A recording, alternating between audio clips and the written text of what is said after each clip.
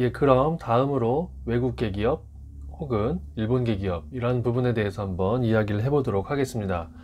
일단은 이 부분은 제 개인적인 의견일 뿐이라는 거죠. 이 전 부분들에서는 뭐 통계를 가지고 오거나 하는 부분들이 좀 있었는데, 이번 7번 외국계 일본계 같은 경우는 제가 단순히 취업 활동했었을 당시의 경험이라든지 감상들을 가지고 온 거기 때문에 개인의 생각일 뿐인 거죠. 그러다 보니까 참고 정도로만 들어주시면 좋을 것 같습니다. 그리고 회사의 비전은 논외라고 적어 놨는데요. 이게 뭐냐면은 뭐 일본계면 어떻고 외국계면 어떻습니까, 솔직히 말해서. 근데 이제 이 회사가 어떤 비전을 갖고 있고 전망이 어떤지 이런 부분들이 더 중요한 거잖아요, 사실은. 근데 뭐 외국계, 일본계에 대한 내용을 그냥 단순하게 다루고 있다는 부분입니다. 그리고 능력이 있으시면 뭐 어디든 상관없어요. 그냥 막 골라갈 수 있는 거죠. 대기업이든 뭐 어디든 스펙 좋고 하고 싶은 일 다 골라갈 수 있다.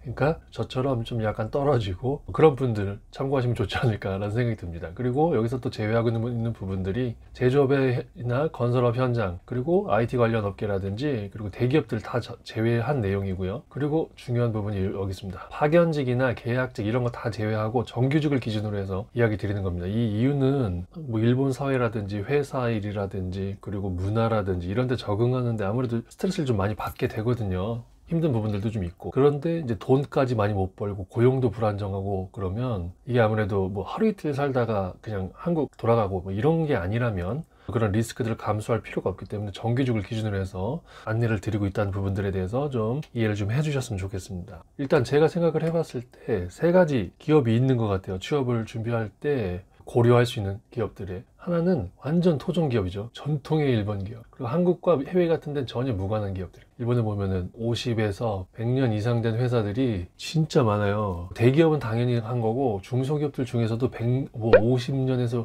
100년 이상 된 기업들이 한 뭐 수천 수만 개 되거든요. 근데 그런 회사들이 한국이라든지 해외들이랑 전혀 무관해. 근데 이런 데서 굳이 해외 외국인을 뽑을까? 이런 의구심이 들죠, 처음부터. 아무래도 좀 오래되다 보니까 고인 물들인 것도 있다 보니까 시스템이나 사고방식들이 좀 딱딱하지 않을까? 라는 편견이란 편견이고, 좀 의심도 해볼 수 있는 거고요. 그러다 보니까 외국인을 뽑을 이유도 없어. 그리고 뽑는다고 해서 회사 측에 메리트가 있어? 없어. 그러면 굳이 이걸 내가 지원해야 돼? 지원한다고 뽑을까? 이런 의심이 들겠죠. 그렇기 때문에 저는 이 부분은 좀 제외를 하는 게 애초부터 낫지 않을까, 이런 생각들도 좀 많이 하게 되더라고요. 처음엔 저도 많이 지원을 했었는데 거의 대부분 다 떨어졌어요. 떨어지고 나서 생각해 보니까 이게 굳이 나를 뽑을 필요가 있나? 이런 생각이 많이 들더라고요. 나이도 많았는데 당시에.